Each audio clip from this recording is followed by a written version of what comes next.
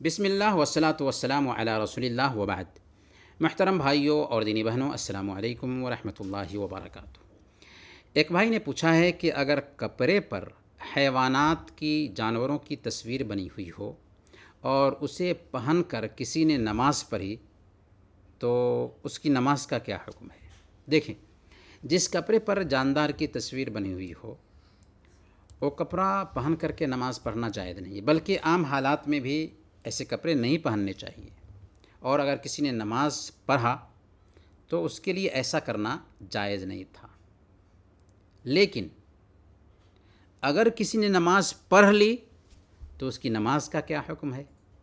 تو بعض علماء تو یہ کہتے ہیں کہ اس کی نماز باطل ہے، لیکن راجح قول یہ ہے کہ اس کو ایسا پہننے کا گناہ ہوگا لیکن اس کی نماز صحیح ہوگی۔ جیسے کوئی آدمی چھینے ہوئے کپڑے میں نماز پڑھتا ہے تو غصب کرنے کا گناہ ہوگا لیکن اس کی نماز صحیح ہوگی۔ یہی فتویٰ شیخ ابن باز رحمۃ اللہ علیہ کا ہے۔